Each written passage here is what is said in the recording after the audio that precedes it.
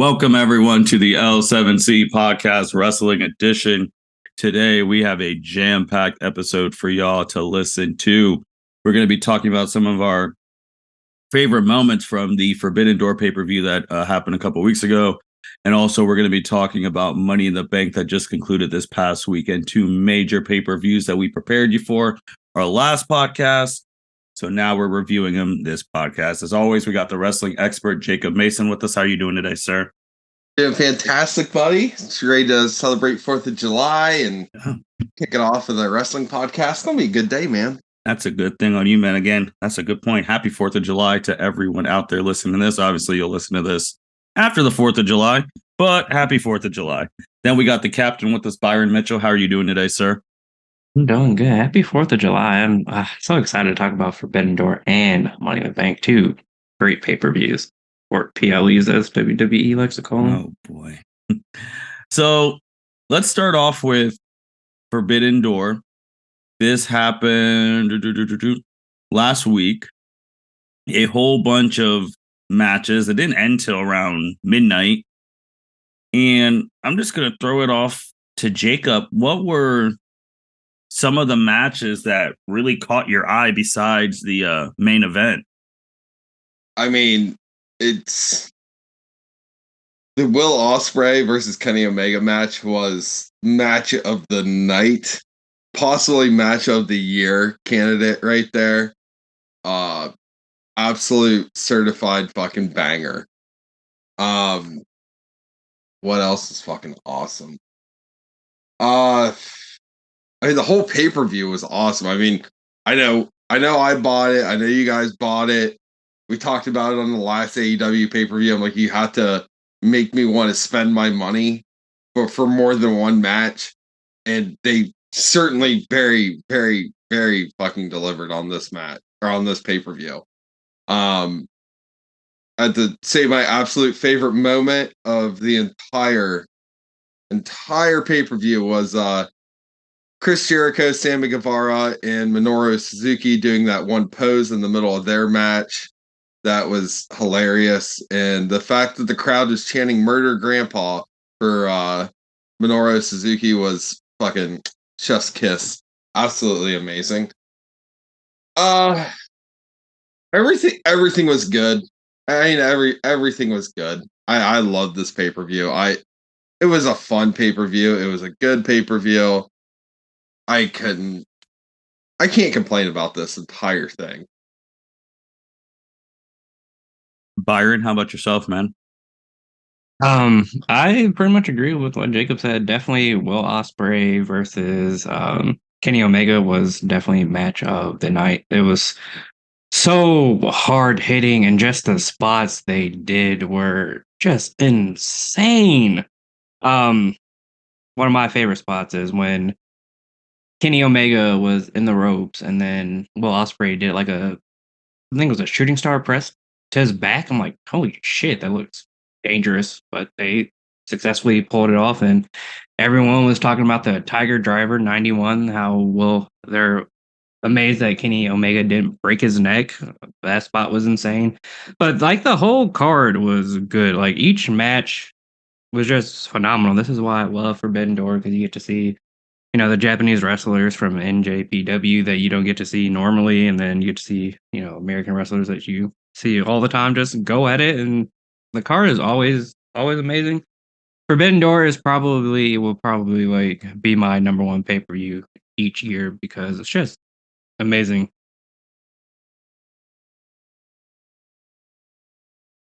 I mean, also, let's talk about how amazing the main event was with the fact that Daniel Bryan somehow broke his forearm. And still finish the match. Still finish the match in still great fashion, mind you. Like, and he also came out to the Final Countdown, which is throwback to his Ring of Honor indie days. Fucking, that was so hype. So hype. Also, that submission he put Okada in, it just looks so painful. Like, I'd tap out too. For sure, absolutely. And then I think one of the biggest shocking moments of it was for me, that wasn't in the main event was the fact that Jungle Boy Jack Perry took out Hook. Mm-hmm. And so now we have heel Jack Perry now. So we're going to be seeing this. I don't quite understand it. It still doesn't make sense to me, but fuck it, whatever. It is what it is. Let's see what happens. Yeah. I mean, everything you guys have said has been spot on. I remember I was recording a podcast at the beginning of Forbidden Door with someone else on the L7C, and I turned and I saw MJF because I had it on mute. So at first I was furious. I'm like, why is the champ going out first? And then Jacob sent me the reason why. And then seeing that promo, I'm like, this guy's a genius. He's like, I don't want to be here any longer than I need to. So let me go first. Because again, we're big. If you're the main champ, you should be going last. Pod over here. But I understood in that reference. Jacob, do you think it was hard because I think there was only 2 matches after the Kenny and Will match was, like you said, match of the night, already probably a leading contender for match of the year, I believe. Like following up that stuff is hard. Oh God, yeah. I mean, very hard. It's something else you were talking about, like how you said we are definitely big about the champion going last. Mm-hmm. It was in a way like how both AEW and New Japan put their main champions like before everything else, like just fine. MJF great though with that promo, explaining why. And also, can we talk about his ring attire? New Japan is an indie. Oh yeah, he kills it. He kills it with ring attire, man. He kills it every time on these big shows. So good. Like it reminds me of like Ravishing Rick Rude from back in the day. With all fire just being just so fucking heelish. It's so good. Like the only match that didn't make sense to me, or that I was just like, whatever, was the Tony Storm match. Well, I'm not gonna lie, I actually enjoyed that match. Did you? I did. I thought because for like a moment, I knew Tony Storm was going to retain, but for like that brief moment, I was like, shit, Willow might pull this off. I mean, it's kind of crazy though to think about it because because Sasha got injured. Was she legit injured? Yeah, she's legit injured. Yeah, legit injured. But we were kind of robbed of seeing Sasha. Yeah. Sasha. Yep. That's also the thing that always sucks with like those things, Jacob, because you're sitting there watching, you're like, oh, this is fine. But it's like, in a perfect world, this would have been Sasha, aka Mercedes, in this match right now. Right. And then I would assume Mercedes would have gone over, but you never know. And also, I think it's also a thing with Tony Storm because we're just like, this is her second stint as champ, and the first stint, and we talked about it, wasn't as great. So it's like, but now you have flunkies. We'll see how long that lasts. And I know Britt Baker is trying to be so anti not go after the belt, but her not going after the belt, she's still the biggest woman star in the company, and most of the stories are focused around her. Yeah. So, what was it, that AEW episode a couple of weeks ago where her and Adam Cole were just getting smoked inside of the ring and as Jericho were just killing them. I'm like, geez, but we'll see. I mean, because it's looking like Sky Blue is going to be the next up against Tony. Is that what we're looking at? I know they've already had a match for the championship. I think the Owens Hart tournament's going on. I don't know if that's for like the number 1 contendership for Tony's title. But I know Sky Blue has advanced to the next round, so we'll see. And one of the other things you want to spot during AEW, Jacob, we're talking about grandpas. What's Sting doing taking those type of bumps at 65 years old? Okay, I love it. I absolutely love it. Fuck it at this point. Sting he is still like, you gotta give it to the guy. He's still doing everything he can to be entertaining. He's only doing tag matches. It's all with Darby, but like he's still like getting some fun spots in. trying to pop the crowd, and I am fucking here for it. It's just, the dude just jumped off a ladder into a table the other week. Like, it's just, what the hell? Fuck yeah, let's go, boys. Man has no fear at his age. I think that's the thing too. I think I'm afraid that I don't want these people turning out like Flair. Yeah, because you got to know when to stop. Like, I don't want him chasing, because Flair almost died. He legit almost died. Like, I don't want other wrestlers to get to that point, because as soon as one of them dies, mainstream media is going to be all super negative about him again. So that's what I'm afraid of. I'm afraid Sting's not going to know when it's like, all right, we need to stop. That's it. I mean, I like him still. I mean, I really like him, but it's just, I don't want him to die. Yeah, hopefully he has like people in his corner telling him, like, bro, you probably should stop soon. Unlike Ric Flair. Oh, he kept going and kept going to each promotion and doing his thing. Another thing I wanted to talk about too, which was an interesting dynamic in their match. Team We Hate CM Punk, the Elite, versus Team BCC. There was an interesting dynamic there with Eddie Kingston and John Moxley, and it's continuing on AEW. The Elite won this match, but no help to Kingston. Really didn't help. He argued with the Elite going back. Is Kingston trying to pull Moxley out of the Combat Club? Like, is that what we're trying to do, Jacob? Or is that the new story? No, see, all right, so here's the thing, and I'm not trying to quote another podcast or anything, but like Busted Open Radio was talking about on their show the other day. AEW is constantly saying that Eddie Kingston has so much heat with Claudio. Yeah. And has all this heat, with John Moxley, but they don't really go into it why. There's like, they had beef in Shikara, and it's like, I'm on AEW. I don't give a fuck about Shikara right now. Tell me why.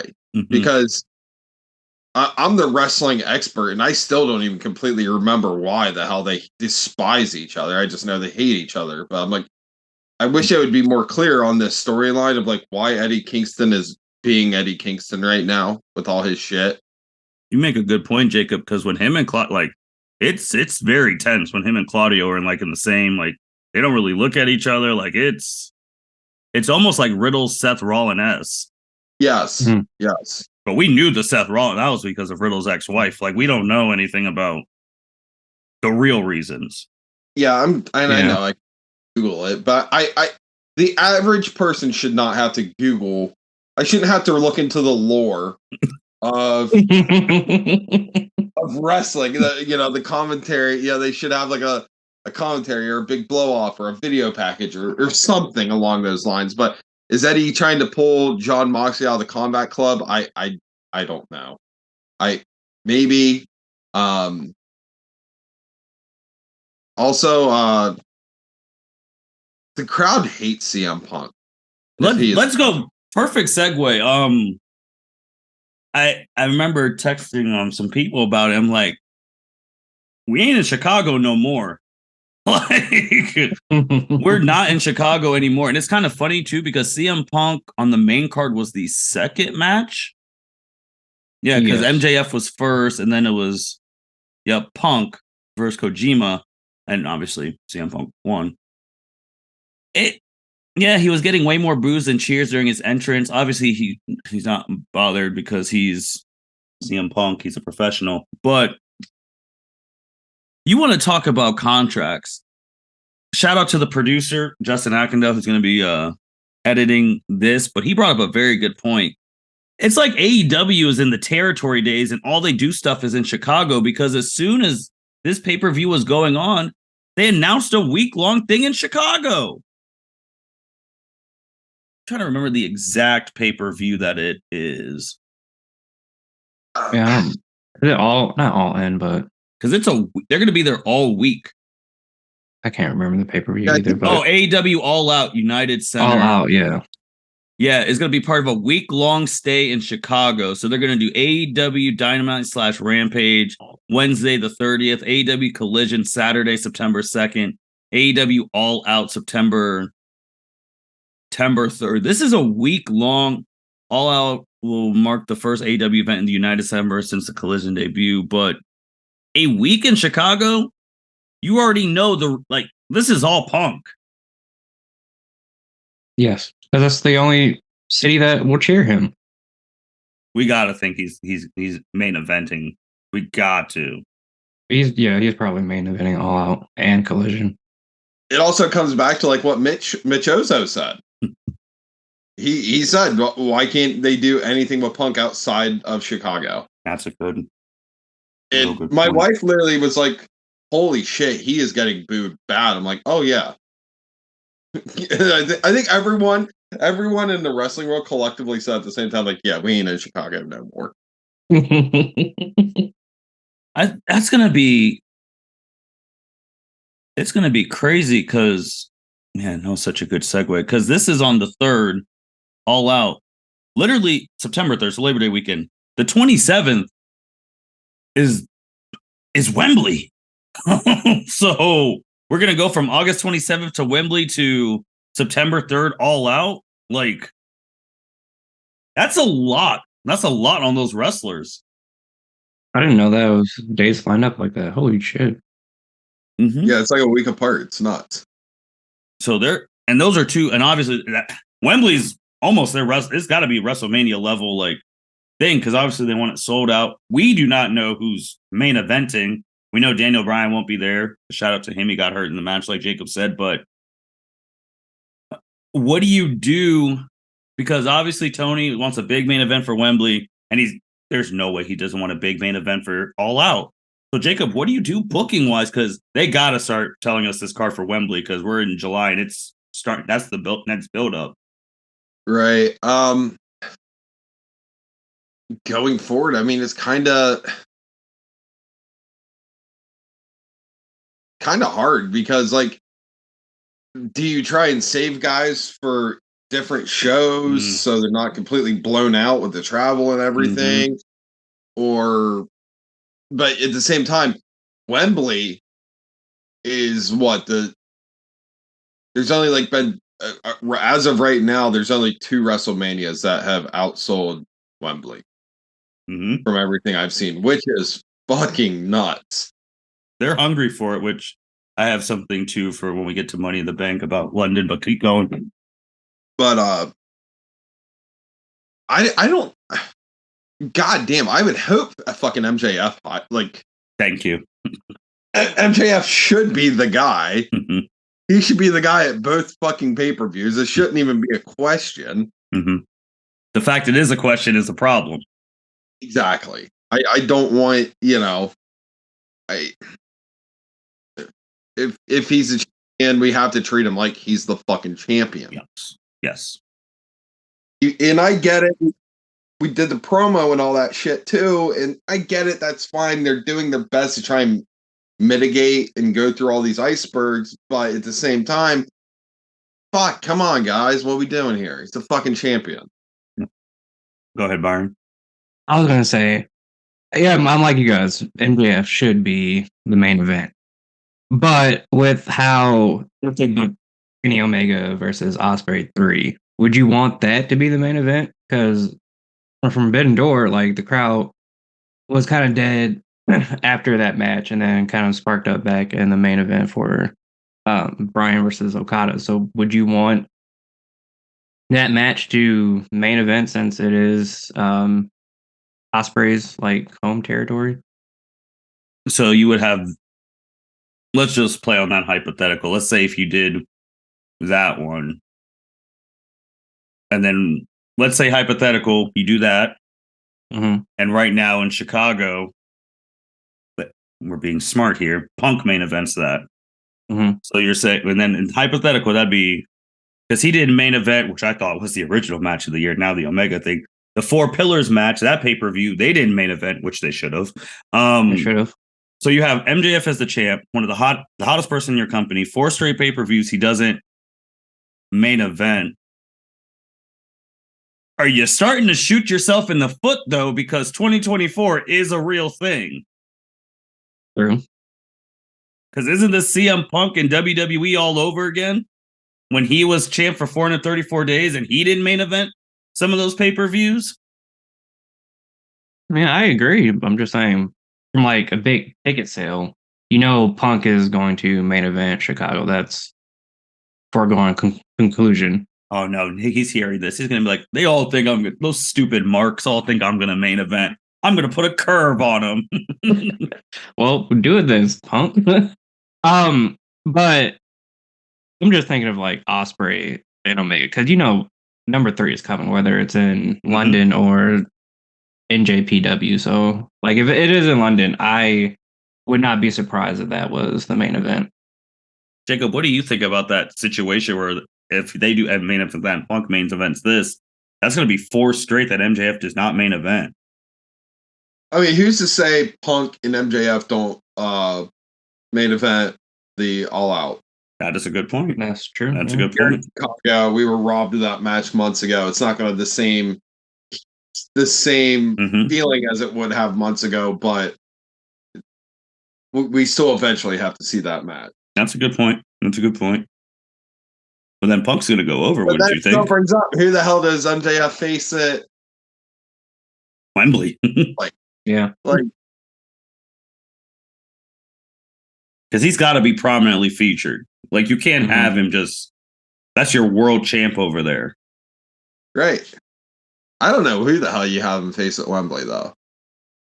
Like, in my head, like, I want to say, like, Will Ospreay possibly, but at the same time, like, I don't want to see either of those guys lose. Makes I don't sense, think they need a loss. I don't want to see some hokey bullshit either, where it'd be like a DQ, someone would interfere. Shit, I don't want that either. So I don't know what the hell you do. Byron brought up runbacks. What about the run back of him and Adam Cole? Because that match they had on AEW, just regular Wednesday, that was phenomenal. That ended in time. Could you have them be a main event for the title? Actually, you could, because they're supposed to be in this like tag team eliminator tournament. They're gonna probably turn on. Oh yeah, that's not gonna last long. So then you could have that set up for the main event of Wembley or All Out if CM Punk versus us. Honestly, this whole like tag team thing right now has actually kind of been hilarious. With MJF has been hitting so many good one-liners. I mean, MJF called in on like Adam Cole's Twitch stream, yep. which was hilarious. And the greatest line I have possibly ever heard in wrestling ever was the other week on Dynamite, where MJF is talking to Adam Cole and Roderick Strong is next to Adam Cole, and he goes, "Oh, hey, what's up, generic white guy wrestler?" And just like Adam Cole, and I was just like, "Oh my god, that's so hilarious!" But it's also like the truest thing ever. I mean, Roderick Strong does look like a creator wrestler, I guess. But dude, again, this is why he needs to be prominently featured. The guy is amazing. Yeah, so good. Like, so I don't know, like Cole, but hell, we're probably going to get Tony Khan has a secret signing in store for us just for Wembley. A prominent Hall of Famer or something, something crazy. Or maybe it's going to be Wardlow and Christian. Who knows? As a main event? I think Bryan Danielson getting hurt puts him in a bind because I know he was going to. They could have did a run back with that. Yeah. Yeah. Or is it going to be the Elite? Who says it's not the Elite main eventing? Yeah. I mean, you have options. It's just which direction you would go in. It is. So in AEW, is Adam Cole the top babyface now? It was Jack Perry before he turned heel. That's a good. I've actually never. I mean, the Elite right now is face. Okay. I'll CM Punk's the top babyface in Chicago. It does give you straight up like how like Bret Hart and Shawn Michaels were back in the day. If it was in Canada, Bret Hart was getting cheered. If it was in America, Bret Hart was getting Food episode. Yeah. If it's in Chicago, God, what a cheer. If he's outside Chicago, man, fuck that guy. I'm sticking with my thing I said last podcast. Like, I really think they're gonna do this role reverse, like flip of Punk and MJF, and it's gonna be December, wherever the pay-per-view is. He's gonna be like, I haven't signed. I'm about to walk out with his title, and Punk's gonna be the one to face him or something, unless Punk and them do like Jacob said in Chicago. But listen to this week. We're already talking about this week, and we haven't even got past SummerSlam. So all in on Wembley, August 27th. Then you have the normal Monday Night Raws, NXT, Dynamite on the 30th, AEW Collision on Saturday, September 2nd. Then you have WWE Payback September 2nd in Pittsburgh, and then All Out September 3rd. Damn, that's Another big wrestling weekend. SummerSlam. Jesus. Shit. That's going into Labor Day weekend. That is post SummerSlam. And we haven't even got to previewing SummerSlam. So we have a ways to go. So wrestling is hitting right now. Yeah. Yes, but it is. we're all going to be very curious to see who's main eventing Wembley, because they got to build up to it. It's time now. And pray that no one gets hurt. And to Jacob's thing, do you save guys? You go from Wembley to All Out 2 weekends in a row? Plus your other shows? Save guys. This might be a time where you do like Dynamite on one pay-per-view and then Collision on another pay-per-view. Because there's no way there's going to be some wrestler who has to wrestle at Wembley on Dynamite and at the pay-per-view. Someone's going to. Someone's going to have to, though. Yeah. Oh, yeah. They're going to have to. Yeah, it's like something else is kind of crazy. Like me and my one coworker, we were just talking the other day. The fuck are we doing with Jay White? You know what the biggest signing of the summer? Well, I guess now Punk coming back is. What the fuck are we doing? And I hate. And shout out to Anthony, my coworker. He said it the fucking best. Fucking new Bullet Club is the new fucking NWO, where there's like 8 billion factions. Yeah. It's so split off. I don't know what the hell is going on anymore. Yeah. And I was the biggest Bullet Club stan. I had all the freaking t-shirts. I was that guy. Fuck me, dude. Can we just stop? Can we please stop with fucking Bullet Club at this point? You have a very good point. It is like the NWO because you have everyone just in it. So yeah, we had black and white. We had fucking red and black. We had everyone was freaking NWO something, and now it's just like dude. It just feels like history repeating itself, because then you got Bullet Club, then you got Bullet Club Gold, which Jay White was kicked out of Bullet Club, but then I somehow still in Bullet Club, and then there's like 37 split-offs in New Japan of it, and fucking I don't know it anymore. You're right, man. I'm still over this fact that they're doing a whole week in Chicago. Yeah, like that's crazy. Y'all were just there. Y'all were just there, dude. It's like Bethesda. Or Grand Theft or Rockstar, like milking every possible penny we can get out of this one game. Grand Theft Auto 5. And dude, Chicago, like they're going to buy, they're going to be there. Fuck it. Again, shout out to the producer Justin. AEW, that's Chicago territory. That's their territory from the old days. And if if you don't know what territories are, look it up. So let's go to Money in the Bank. Guys, I gotta there was one. We did not call John Cena coming back. We did not call that at all. Or Drew McIntyre. We did not, which we'll get to both of those. But our primary predictions and our what if predictions were right. And the fact for example, the Money in the Bank match, one, LA Knight is so over, it's utterly ridiculous. And he did it on his own damn self. We all wanted him to win. We all gave examples why other people should win, except Logan Paul. And the crowd hated Logan Paul, which is great. Damian Priest won. He was our second person after LA Knight who we thought would have won. It's hard because we all wanted LA Knight to win, but we understood our last podcast say, hey, Judgment Day, make him into a more important thing. You got the women's champ. Now you got Mr. Money in the Bank. We said that. And now going back, it's pure WWE logic for the people who were like, what are you talking about? Damian Priest was in the main event of one of the best pay-per-views of the year in Puerto Rico, and he lost to Bad Bunny. You knew they had to give him something back for losing that match to Bad Bunny. And here it is.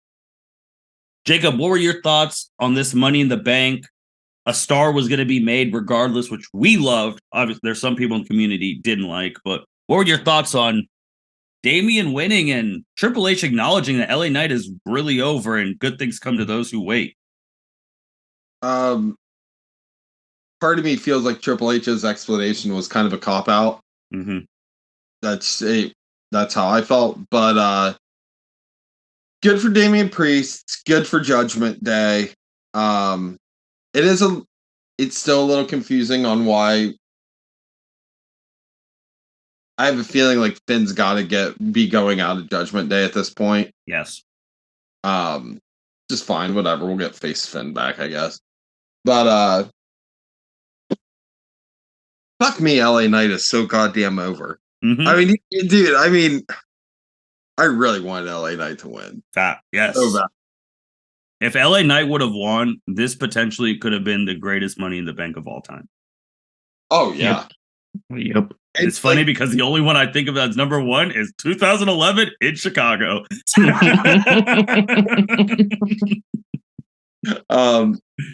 LA Knight gives me Enzo and Big Cass vibes. I mean, just the crowd is just so into every word that dude is saying into a microphone. You're just like, yeah. It's amazing. There was a time where he was really, there was that moment where I was like, oh, he's taking everyone out. He's going to do it. And then it didn't work out. And I was Damian Priest came. Byron, what do you think about the Archer infamy Damian Priest winning this? And it felt weird because the crowd, like, they were just like, like, it wasn't like if LA Knight would have won, they would still be cheering right now. Yeah. Not LA Knight. Damian Priest did not get a reaction. Like, it went dead silent as soon as he grabbed that briefcase. I was like, well, there's our maybe future world champion, Seth or Roman. He can pick. Apparently, he can pick now the Intercontinental or United States champion. So that's an added bonus this year, which is nice. Those are cop-outs. I trust me, I know. But like you guys said, I really wanted LA Knight to win. I really thought he was about to do it. Oh, had to type text out too. I was gonna send to you our group chat. I said LA Knight, yeah, and it didn't happen. I enjoyed the match though. That spot where Ricochet and Logan Paul did a Spanish fly off the ropes into two tables. Holy shit! Spanish fly is one of my favorite moves, and just to see the different variations that people do will always get a pop out of me. There's also a point where Ricochet literally flew through the ladder to the outside. Holy shit. Ricochet is athletic as hell. But I'm sad LA Knight lost, but I'm interested to see how they do Damian Priest with the briefcase. As the wrestler would say, in this era, in these type of high-flying matches, Ricochet is a really good hand to have on your company. He's a really good one to have in your company because you can put him in these and you know you're going to get something special. Here was one we didn't expect. Raw, I forgot. They're now women's tag team, all combined. Ronda and Shayna versus Liv and Raquel Rodriguez. And to our chagrin, Shayna Baszler turned on Ronda Rousey, and Morgan and Rodriguez were able to get the win. Jacob, were you shocked by this turn? I didn't think this was happening, and it happened. And two-part things. One, were you shocked? And two, are you mad that it happened because we didn't have to sacrifice those other belts for this to happen? Yeah. I thought that part was fucking dumb. Like, but okay, so we're getting. Okay, Liv Morgan and Raquel won. Wonderful. That's great. Liv Morgan has technically pinned Ronda Rousey 3 times, which is crazy to think. Crazy. But we love Liv over here, so. Like, I'm happy for Liv. I don't, obviously I don't give a fuck about Raquel. We know. Shayna turning on Ronda is like, honestly, let's be real, that's way more important than the titles. Yeah. Way more prominent. Mm-hmm. So the question is, and I think she'll do it, does Ronda end up just doing the job for Shayna? Apparently Ronda's given WWE hey, I went out by this date. Yeah, like her notice. Yep. Throwing it to you, Jacob. I know you like UFC. Is she doing this because Nunes is out and there's no real... Fuck, dude, that's the rumor. But I'm sorry, I still think she would get absolutely just dominated anymore. But if you know, we talk about booking, which makes no sense. She shouldn't have been in that match with Nunes, and I'll hold that for the rest of my life. But if she showed up right now in that division, she's main eventing. Oh, 100% she's going to main event. So is that the rumor? She saw it. I mean, that's what I was thinking. I know it's with popping. Like, Nunes is out. So she's like, oh, Nunes is out. These belts are wide open. I can go back and do that. Work less. Yeah, but Holly Holm's still there. Yeah, well, and there's some others. They're the women now. But I was just thinking, I was like, is it a thing? I don't know. We need to get Chuck on this. That's true. Gotta ask him. There needs to be a whole podcast about the possibility of Ronda coming back. But let's hope, and I really hope she does. I think Ronda will do the job for Shayna because they're friends. Yes. But then the question is, will WWE do right by Shayna Baszler and push her like she should have been, or like how she was back in NXT? That's a good. Yeah, well. I know we bring this up all the time. I mean, Becky killed Shayna. It was what it was. I mean, Shayna eliminated Liv Morgan. I thought she died. I thought she died in that Elimination Chamber match. Shayna eliminated all those women just to lose to Becky, who was pregnant, who just dropped the belt literally like the next week. No, well, it was after Money in the Bank because Asuka won Money in the Bank, and then Becky said, "You have the title now." She didn't wrestle Money in the Bank, did she? I don't remember. Because that Money in the Bank was woozy. But anyway, it was basically close enough. But you're right, Jacob, to put her back to what she was at NXT. And in wrestling, you could tell who either really loves each other or really hates each other because you don't let the in-between say some of the stuff. Because Shayna walked out there and she's like, I can speak forever. We're tired of you trying to talk on the mic. You would not have any other woman saying that shit to Ronda Rousey without getting approved. Right. So it's going to be interesting. There's going to be a SummerSlam match. And by Jacob's date, if Ronda loses that August match, what's the next big milestone UFC pay-per-view event in the next couple months?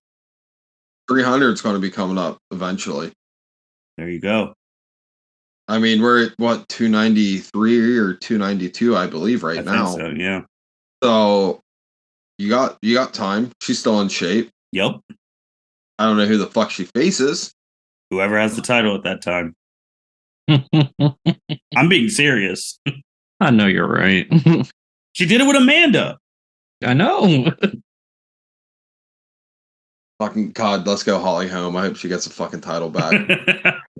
Byron, what'd you think of this turn? I know you're not the biggest Ronda Rousey fan, but she brings the eyeballs. She's a big name in this turn. How do you feel about it? I was shocked because I did not see this coming. I thought Ronda and Shayna were going to win and continue to elevate the women's tag team division. Apparently not, because I didn't know she had an end date till yesterday when I was reading some tweets like, Ronda Rousey wants to leave WWE permanently. I'm like, wow, that's a shock because I thought she wanted to elevate the women's division. But now that you mentioned the UFC stuff, it makes sense why she would want to leave WWE. But I'm gonna root for Shayna because she was fired on a mic last night at Raw. She basically ate Ronda on a mic, and it was a beautiful sight to see. But I do feel like Ronda would give her the rub on her way out. But is Ronda, so she could obviously just win and go into UFC. But I'm excited for Shayna. Hopefully Raquel and Liv can elevate that women's tag team division. I still don't understand why NXT women's tag team division had to die for this, but I'm not Vince, so whatever. It's something I was just thinking about this. Now with the UFC WWE merger, it's not like it would be hard for her to get out of the WWE contract to get into a UFC contract. That's a good point, man. That's a good point. Yeah. Fucking Endeavor owns all of it. So, I mean, keep your WWE contract. Here's a UFC contract. Fuck it. Like, let's start doing the crossovers. Like, I could definitely see that shit happening. It'd be super easy. It wouldn't be as hard as it would be a year ago. Yeah. That is a really, really good point. All right, a match that we all got right. It was never in doubt. Gunter dominant, continuing the Intercontinental run. A thing we did not see coming. Drew McIntyre came out. Shocking. Completely shocking because his contract's still in limbo. Like, it's still supposed to expire. Jacob, it's likely we're going to get Drew and Gunter at SummerSlam, which is going to be, as their friend Sheamus would say, a banger. What the hell do you do? Because if Drew wins, I think Gunter's going to win the Royal Rumble next year. That's me. I think Gunter's going to win the Royal Rumble right now. But if Gunter wins, which I think he should continue this run, Drew's probably out. Like, this is probably his last run unless contracts change. What do you do? All right. First off, didn't Gunther face Riddle, not Dominic? Yeah, I'm sorry, Riddle. Dominic lost. He got his ass whooped the next match after. Yeah. All right. If Gunther loses, the question is, what do you do in the meantime with him? Go on his honeymoon. He did get married. He did get married. Dude, I don't know. It's so hard because I don't want to keep saying the same thing over and over and over again, but like, Drew McIntyre, right guy, wrong time. I mean, it's the truth, man. You got to keep. It's the truth. Fuck me, dude, and I feel for Drew. I do. It's not that he's a good hand either. Like, he's a fucking main eventer. Mm-hmm. But I mean, hell, we talked about the rumors of him possibly being at Wembley, but I don't see that happening anymore. I don't know, man. SummerSlam is August 5th. If his contract expires around that time, like legitly, he doesn't re-sign, doesn't get fired, he can hop over and work immediately like Adam Cole and Malachi did. Mm-hmm. Yeah. They're playing it risky because they're not firing him. So, dude, I don't know because I don't want to see Gunther lose. I don't want to see him get put back to the line because let's be real, he has done such an amazing job as an IC champion. He has not been pinned since being on the main roster, which is absolutely astonishing. And I know I've said it before, like, I could see him as a very, very real contender of taking away the title from Roman. And I'd be good with it because Gunther, dude, deserves it in my opinion. I don't know what the hell we do with that. I don't know what the hell you do with Drew. I'm not sure how you play this out because I don't know what's happening behind the scene. You know, I don't know if they've re-signed an extension for Drew. If you did, fine. But storylines going forward, I don't know what you do right now. It's funny you brought up the extension thing because Michael Cole and Triple H both brought up the real life things. Like Michael Cole said, any rumors of Drew McIntyre's demise have been false. Because I mean, and Triple H is like, oh, I didn't know there was issues with. But again, like you said, I didn't know there was issues. Drew was just injured. I was like, you guys never announced Drew was injured at WrestleMania onward. Let's not. But Byron, Drew McIntyre coming back, one of the shocking things of the night. Like, what are you going to do at SummerSlam? I don't know, man. I don't know, because Gunter has been amazing, and I just love the way he finishes matches like without a finisher. Like he has a finisher, which is I think is power bomb that he does, but sometimes he'll chop a guy in the chest and pin him, or like he did with Riddle, he put in the ankle lock and on Riddle's injured foot and made him tap, which is amazing that he's winning matches in different fashions and just making the Intercontinental Champion just ship amazing. Just his run has been amazing. I thought it was gonna be Randy who showed up after. Yeah. I thought Imperium was gonna jump Riddle and then Brother Randy That was would gonna have come out and save him. I think he's done. Yeah. Unfortunately. But I've heard rumors that he might come back for SummerSlam, so we'll see. But I don't know what you do with Drew and Gunter, because I like Drew. I think I want him to have that moment in front of a crowd that he didn't get at WrestleMania. I don't know if the Intercontinental Championship is it though. I mean, if you're the first person to pin Gunter for the title, I feel like that's one of as big a moments you could get right now. That's true, because Roman is probably not dropping that title anytime soon, and Seth has just been freshly crowned champion, so you want to keep him hot. So, and Austin Theory is Austin Theory. He wasn't even on the he wasn't even on the card. He was not. He was not. But I think Gunter has to win if this match is at SummerSlam. I feel like Gunter has to win and keep the Intercontinental Championship going. We're gonna I hate for Drew, because I'm such a big fan of Drew. Drew carried this company in the craziest time of our lifetimes during COVID, and he's never truly been rewarded for that. But again, it's Jacob's thing. It's literally Jacob's line. He is the right guy. He is just at the very wrong time right now. Yeah. And that's a whole other podcast. How many people were the right guy at the wrong time? That's a sleeper pod right there, Jacob. That's yeah, you're right. Like that's a real have to do the right guy at the wrong time. That's a sleeper thing. So since I made this mistake, Cody Rhodes whooped Dominic Mysterio's ass. So biggest thing, that whoa was loud. And every time I hear that whoa, I can't believe this man didn't beat Roman Reigns. Every time. As Triple H says, those who are patient will be rewarded, which is, I'm so fucking tired of that excuse, dude. But it looks like Cody and Brock are going to have it in 3. So then after that match, it's quiet for a little bit. And then you hear the trumpets and you're like, is this a commercial? And then, surprise to all, John Cena comes out, talking to London crowd. London crowd's going absolutely freaking nuts.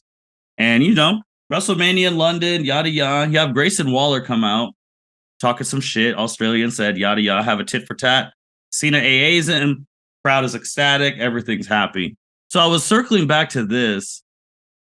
I think this move, which was very close to the vest, because there was no rumors on dude coming back, is a thing to combat Wembley.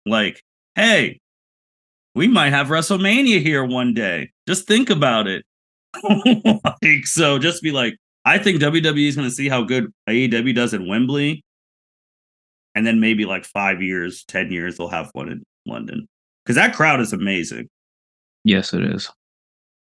Jacob, what were your thoughts on John Cena just randomly pulling up to Money in the Bank? Yeah, I was pretty shocked by this. I was just oh, Cena's here? Okay, shit, that's a big deal. And the whole, we're going to bring WrestleMania here. It's okay, I guess. It's sell out in a minute. It's 4th of July, so in my opinion, I'm just man, fuck that. Fuck them redcoats, baby. As I pour my tea out in the harbor. cool, I guess. Like, no, I mean, I get it. The foreign crowds have just been awesome. All year, man. Been hype, man. So, in London would be cool, I guess, but part of me is like, man, nah, keep that shit in America. But I'm like, dude, I ain't going to the fucking WrestleManias right now. Like, it's just been crazy because the events all overseas, from when they did the thing in Wales with Drew, Sammy, what they did in Montreal, Puerto Rico, like these overseas pay-per-views have been freaking hitting, man. These crowds are absolutely crazy. Even the one in Saudi Arabia the crowd was live, which is strange because we gave a Saudi Arabia compliment. That's crazy. But you're not wrong. You're not wrong. You're not. At the same time, it would kind of be neat though, in a way, because like WrestleMania would be done at like what? 7, 8. Yeah, like 9. Ariel, oh boy, UFC writer, Bleacher Report guy. He brought that up too. He's like, it'd be much easier think about how many more kids could watch it. You start a Saturday at like 3 and be done by 7 instead of a kid trying to stay up from midnight 7 to midnight. Which it'd be what I mean. It's a thing to think about. I think they could do it. So Byron, what did you think of John Cena just making a surprise appearance? And I know we talk about this with all the other part-timers who seem like they really don't give a shit. That is the complete opposite with John Cena. John Cena actually gives a shit about WWE because he showed up in London. It's not like it was a home pay-per-view in America. This man flew all the way out to London just for the fans. And that is amazing. I was shocked. I got hyped. I was like, holy shit, it's John Cena. Like, we haven't seen him since WrestleMania when he lost to Austin Theory. I was excited. I thought maybe it was going to set up a match for him at SummerSlam. So maybe him and versus Grayson Waller. We'll see. But I would love to see a WrestleMania overseas because these overseas crowds have been live. So either if they go to London or if they want to go to Australia, I'm down for it. I think that Austin Theory needs to be real careful because you're the United States champ. You're not. There was a tweet which is true. I've never seen someone beat someone as big as John Cena and it really not mean shit. Yeah. Because even John Cena said in the promos, like, even if I lose, you lose. Like, he hasn't done anything. And look at Grayson Waller, who's been called up. He just had a thing in London with one of the greatest of all time. This Friday, he's hosting Edge, another greatest of all time type person. Like, they're trusting Grayson Waller with these legends. And like, he can talk like what's Theory like besides being good in the ring? Like, what is Theory good at? Like, he's not captivating any of us, and that belt needs to come off him because this is almost like Dean Ambrose US title run. Yeah, I think what didn't help Austin Theory is how he was pushed in for that Money in the Bank pay-per-view last year. True, but how are you the only champ in the whole company not on the card? You have to feel some type of way. Yeah. You have to. Like, that is the only reason that Asuka and them weren't on the cards because they wrestled in one of the main events on the Friday. And then they wrestled like the Sunday. So it's like, I don't know, man. I'm kind of concerned for Austin, like, because he needs to be in a big match at SummerSlam, or he needs to drop that title to LA Knight or somebody. I would not mind him dropping the title to LA Knight at all. Jacob, any thoughts on the stuff I said about Austin Theory, how he's kind of in the danger zone? Yeah, he's in the danger zone. Let's be real, that match sucked between him and Cena. Yes. And Mania. I think that was the biggest thing, that like you have John Cena who can put on a great match at any given time, and that match sucked. I think that was the killer for him. Not the fact that he beat John Cena. I think it was the fact that match just sucked. And it just sucked all the air out of the entire arena because it was like, that is true. And then, and we all, I think the also problem with that match too, as we all knew, John Cena was going to lose as soon as they said it was for the U.S. title, because John Cena is not going to win a title if he can't come defend it at least quasi consistently. Mm-hmm.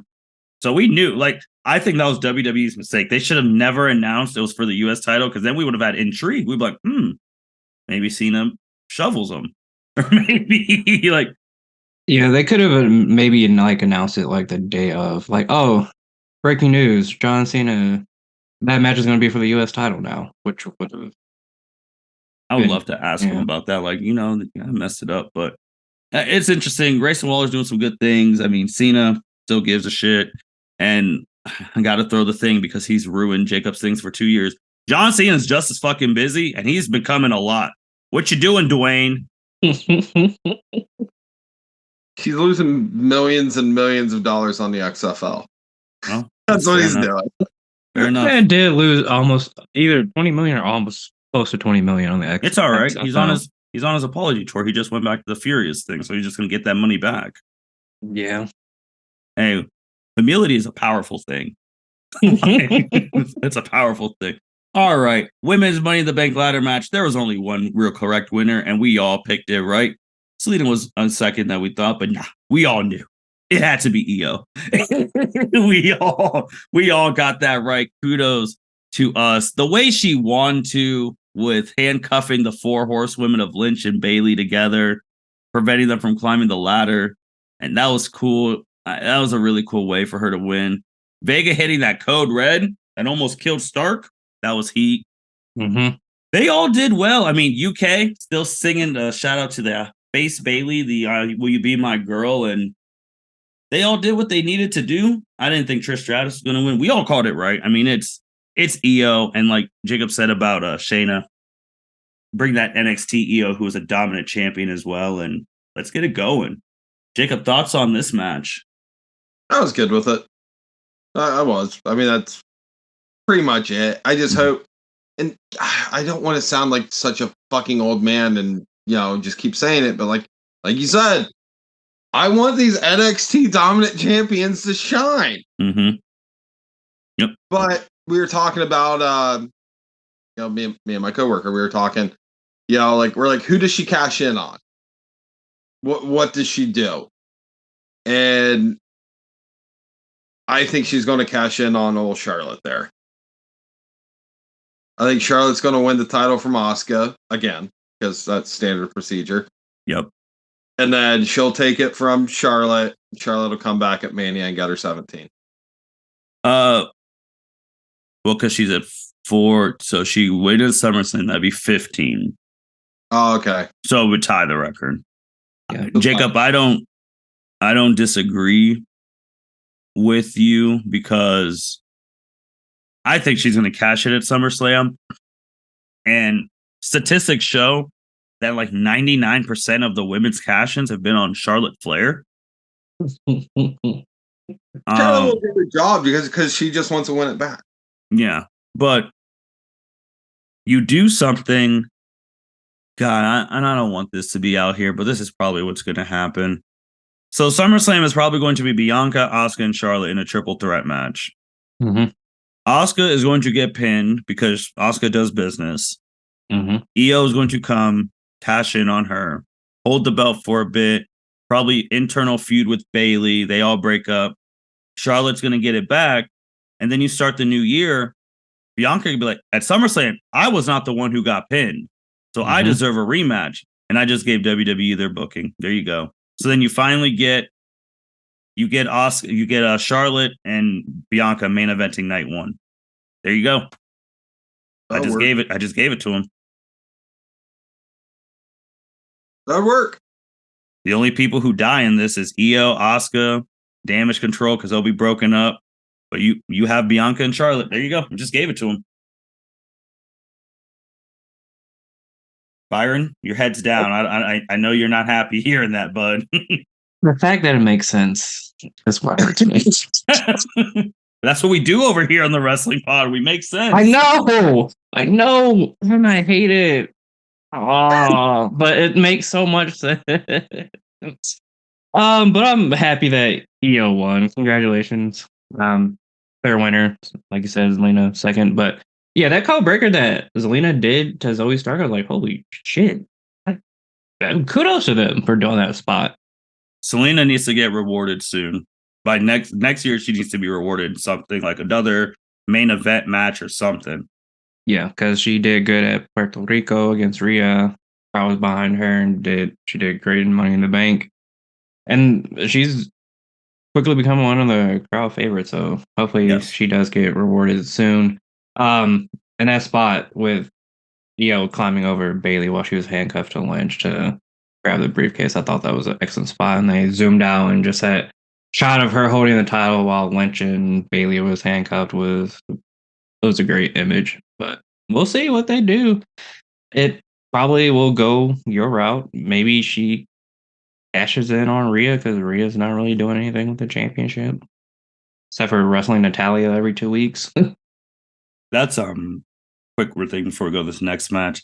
Someone tried to say on the good old internet wrestling community that with Io winning, Liv and Raquel being champs, and like Rhea being champs, they tried to say the era of the 4 horsewomen are over. And I'm like,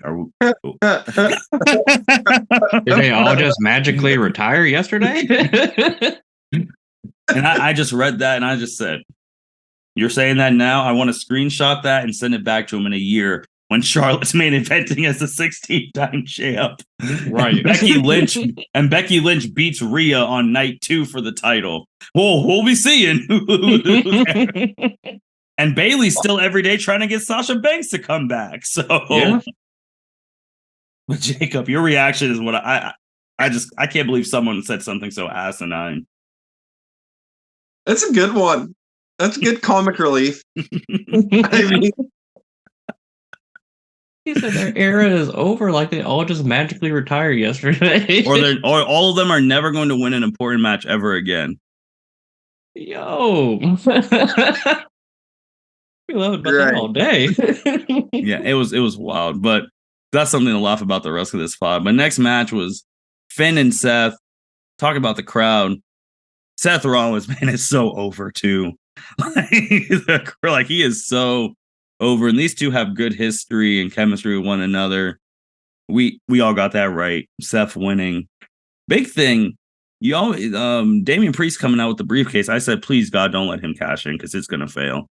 And you had Finn messing it up, and we're seeing another crack in factions, Jacob. Now the Bloodlines, I'm not Blood. Well, they do, but now Judgment Day has cracks. Yeah, natural progression. Mm-hmm. I mean, that's just how it always happens. Mm-hmm. Is what it is. We're going, and it's theoretically. Let's. I mean, not to go back to it, but let's say Damian Priest cashes in successfully on like Seth Rollins. Yeah. He gets the world title. Finn's the leader. Mm-hmm. Dominic's stooge. Mm-hmm. But your main leader doesn't have the big title. It doesn't make sense. Sometimes I think Rhea's the leader, but I understand what you're saying. I mean, Rhea's the most over. But shout out to Dominic and Rhea for that one. But it doesn't make any sense if Finn's there and leading it, but not having a main title. Mm-hmm. If he was a manager, it'd be different, but he's not. So if Finn goes away, it's fine. It is what it is. Not saying I want that to happen. I would love to see Judgment Day just be dominating everyone. They should. I mean, they're finally, like you said, with the Rhea Dom thing, they're finally catching stride of what they should have been when they first started. Like it, or even like if theoretically, even if let's say Finn and Dominic decide to go after the tag titles, still be weird though because the leader would have the tag title instead of the main title. Good point. But I guess it would kind of elevate the tag titles theoretically, in a way, kind of. I don't know. That's a good point.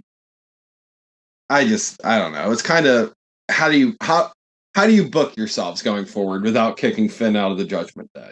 As far as I can see, I see Finn getting out of the Judgment Day. Do you have, oh God, like you said, the leader not having the title, the big title, because if Damian cashes in, yada yada. But is Finn someone down the road who beats Gunter before the Royal Rumble and gets the title? So then Finn has the Intercontinental title. And then Damian, I mean, you still have that thing, but at least that's an individual title. It's an individual title, but it wouldn't be the world title. Like, that's true. It's not in the grand scheme of things, it's not a higher title. Correct. Now, Damian Priest cashing in on Gunther, though, mm-hmm.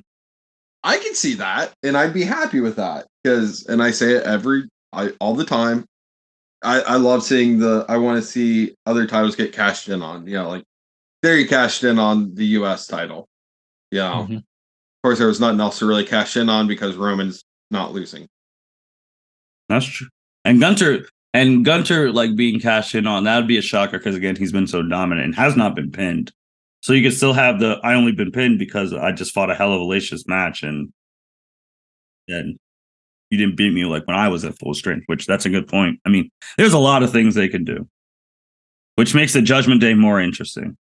But they need to get better competition for Rhea. So I don't know how this new era of women's going, but the only competition for this new era are the 4 horsemen. Dude, why is it that that's the only fucking match that Rhea's facing anymore is just Natalya randomly? They don't have anyone else. I mean, there's like they just Raw's rimming our ass, dude. Yeah. Becky's the best person, and she's in a thing with Trish. Yeah. I mean, they're just sprinkling that match in like people do a parsley on top of a dish. You just start, that's no taste. It has nothing. It's really not that appealing, but it's kind of appealing, but not really at all. Bro, it's crazy because the other, like we said this during the draft, SmackDown, they took everybody. Charlotte, Bianca, Asuka, Damage Control. All of them are all about to be single main eventers because Io has the briefcase, and obviously Charlotte and Bianca and Asuka. But you go to Raw, Becky's the top woman in that side, but she's in a thing with a goat with Trish. So they're about to be done though. I think SummerSlam that's over. But then it's like you can't instantly shift to Rhea and Becky because that's like WrestleMania worthy shit. Yeah. Yeah. And then Alexa Bliss she wasn't really doing shit anyway ever since they lost those titles. But she's pregnant. She ain't coming back for a bit. Zelina Vega already had her match, so that's done. Liv and Raquel are tag champs. Like, what single woman's competitor is on the Raw roster that's worth a damn? Like, if Liv broke off and been single champ, I was like, all right, I could see Liv doing it. But anyone else, they're not going to give Liv 2 belts. No disrespect to Liv, you're not that level.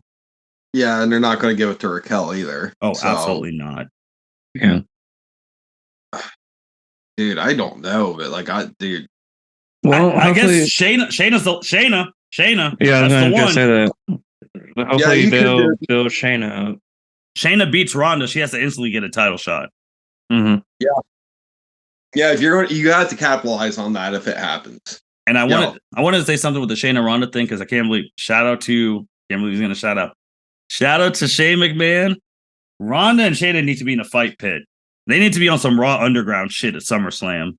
Like no rules, just going at it so they can be as shoot as possible because both of them can do it. Yeah. Can't believe I gave a Shane McMahon shout out. Man, crazy world. That's money. Oh yeah. But this Judgment Day, that's the thing to think about when we go into this. The Raw, they need some single stars on the women's side. They really do. That's not Becky Lynch. Yeah, because eventually the 4 horsewomen are going to leave. So you got to start building your stars now. Dude, didn't you hear? 4 horsewomen there is over. That's true. It's over. That's over. And don't worry, this podcast doesn't forget. We'll be seeing who's champs by Royal Rumble and WrestleMania. We'll see if it's really over. And we'll see who the challengers are at that time. We'll see if it's really over. If no one's hurt. All right. Bloodline Civil War. Usos, Solo, Roman Reigns. Roman 3 belts, still comes out with the 3 belts. The video package was amazing. We got to this point. Before the match, you see Sammy and Kevin in the press box. Because obviously Sammy's like, this is a big deal for me because, yada, yada. Guys, for the first time in 3.5 years, almost 4 years, Roman Reigns was pinned. 1, 2, 3 on the mat. First time since December 15th, 2019. Usos come out on top on this. So many twists, so many turns.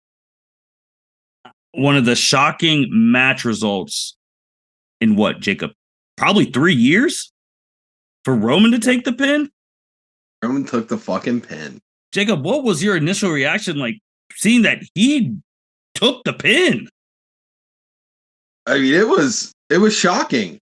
But I guess, the one thing you have going for it is it's been so long that's like, oh shit, this is a big deal. All right, so how do we take the Usos and make them even more over? Hey, we said that idea last, I don't mean to cut you off, but we said that SummerSlam could be Roman and Jey. We called that, and it's looking like that's it. You got to give the guy who pinned him a one-on-one match. Right. 100%. Have to. But it's kind of hard because, I want to say, we're not splitting up the Usos. And if you're not splitting up the Usos, it's kind of hard, in my opinion, to push them singly. Yeah. You know what I'm saying? Yeah, they can have their moment. But, ultimately, pushing them to the moon like that as single competitors is different, but I don't know. Pretty fucking amazing shit though. I mean, that's been a long time. So good shit though. I mean, shout out to Roman. And then even after the match, the videos of Roman seething and freaking out. Saying, why are we here? London sucks. Oh, oh my gosh. Yeah. Why are we here? Let me just drop you the thing of the true snake of this all, Paul Heyman. When Roman's asking that, I have this written down. Paul Heyman, my tribal chief, do you want your son sitting at his table? That's why we're here. Oh my gosh. It's Jake, I took off I'm just still shocked because I couldn't believe what I saw, that he really got pinned. And it's two feelings for me before I toss it to Byron. One, I'm like, holy shit, this dude could actually lose a match. The end might be near for this title. But then the other side is we couldn't give this fucking shit to Cody Rhodes in April. We had to keep it in the family, literally. But this storytelling was on a whole different. And then you have Solo looking like, you really get pinned? Oh, he might turn. But Byron, what was your thoughts on seeing Roman get pinned?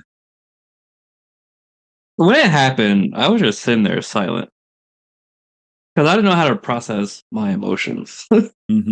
There's one, Jey Uso getting the pin is just amazing storytelling for what Roman put this man through for the last 3.5 years. For him to finally get the one-upsmanship on Roman Reigns is amazing. But seeing Roman pin is just still so shocking because we haven't seen this since December 5th, 2019. December 15th. December 15th by Baron Corbin, which is still wild to me that his claim to fame the last couple of years was I was the last man to pin Roman Reigns. And never got a title shot for it. Well, that was when Roman Reigns was still getting dog poop dumped on him. That's true. That's true. But the whole match was amazing. Just great spots, great moments. The London crowd, again, not to shout out to live over the seas crowd. They were hating Roman. There was "fuck you Roman" chants. There was stand up if you hate Roman Reigns. And then he sat down. He sat down. He sat down.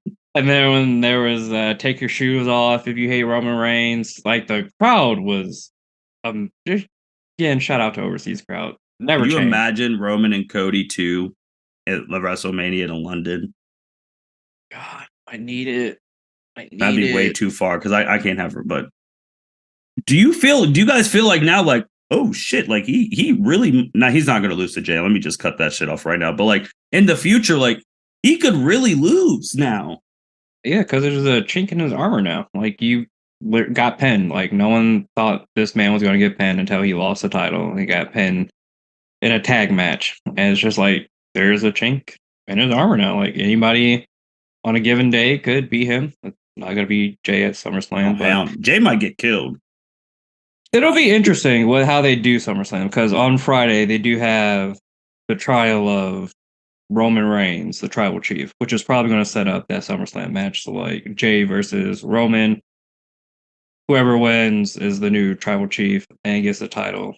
You could also even do Jimmy versus Solo in a different match if you wanted to. Yeah. Good. Yeah. Good.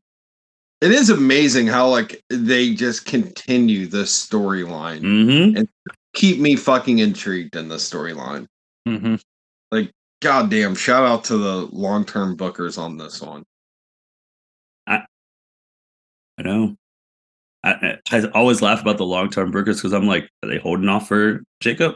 Are they trying to hold off for Dwayne so they can finally end this? Because he's the only one in the family who's not been really involved. So. Yeah, we can get Rikishi in here, I guess. He's probably going to show. I mean, he tweets about the stuff at least. I mean, but it's just crazy. But I think now you're going to see a scary Roman. Like whatever it takes, I'm going to concerto them now to keep my title, Roman. Yeah. We want to see some ruthless shit, which I'm good with. Yeah, Jey might not make it out of SummerSlam alive. The only way he makes it out of SummerSlam alive is one, he wins. Well, he wins. Two, if Jey and maybe Sami Zayn, not Jey, Jimmy and Sami Zayn interfere. But like if they do like solo, like no one's allowed to interfere type match, yeah, Jey is not making it out alive. Should it be a steel cage match? Oh. Or a Hell in a Cell? Like, because I feel like this isn't just going to be one match. I feel like they're at least going to get 2 matches out of this. Well, if they're going to do that, then they can't be a steel cage match right off the rip. Because in my opinion, the steel cage match is the blow off. Yeah. Agreed. I do Byron because Jey could be like, I paid you Money in the Bank. You got me at SummerSlam. One more. Let's settle this for good. True, but they also had that match in the past. Like, well, the past doesn't matter sometimes in booking. We know this.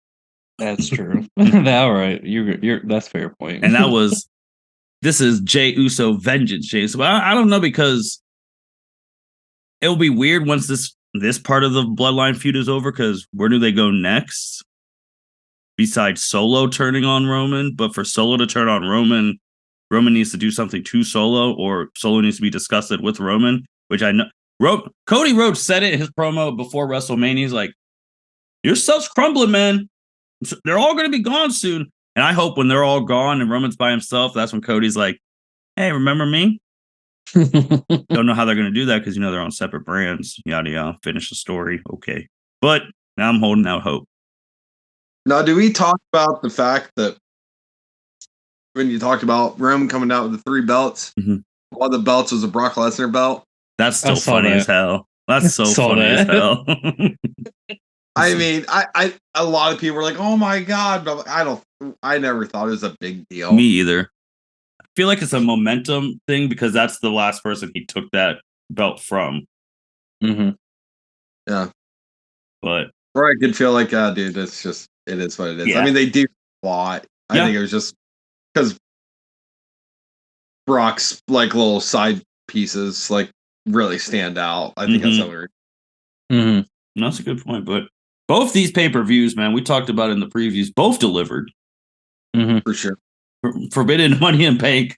And we're just we're upgrading now to SummerSlam and Wembley.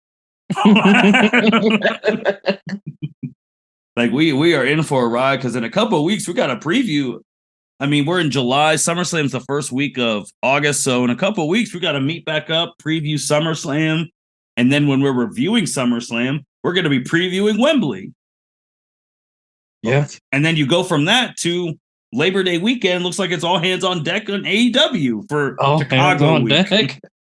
That weekend's about to be so wild. Wrestling's in a really good place right now. It really is. So, anything else, guys? I don't think so. Yeah, you know what? Yeah, I have something to add here. Shout out to the YouTube listeners of this podcast. I was actually going to say something in my closing about so that. Proud of our little fucking YouTube listeners. Like, I love you all dearly, all of you. I was actually gonna say something about that. So what Jacob's also talking about is, if you listen to this podcast, I know you guys listen to the end of year podcast because this is our funnest one of the year. 2023, the podcast is built around the rivalry of the Dragon Ball expert Mitch and the wrestling expert Jacob.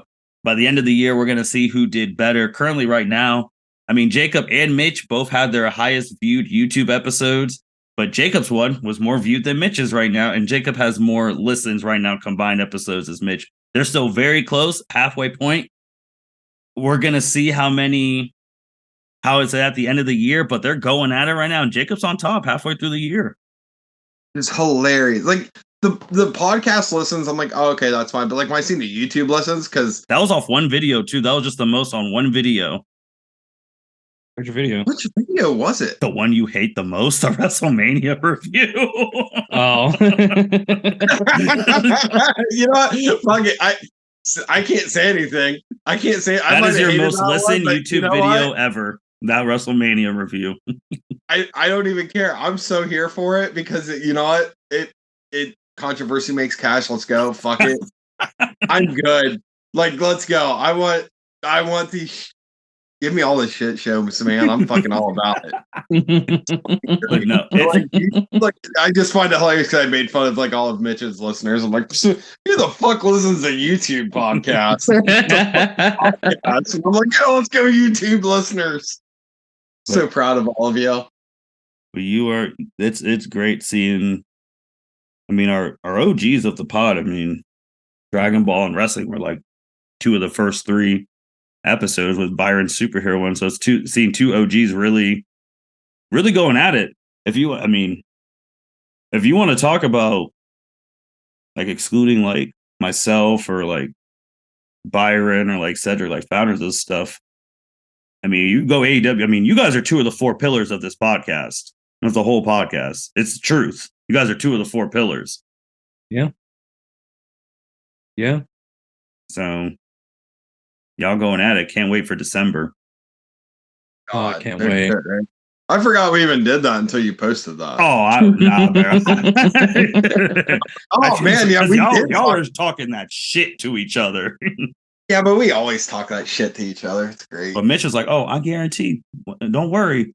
By the end, we'll see you at the end of this year. So it's funny because I also talked to Mitch and I was like, dude, it's like, how the hell am I beating you in the YouTube thing? He goes, because Dragon Ball hasn't done shit lately. You had more than one update. Like, I guess that's true, I guess.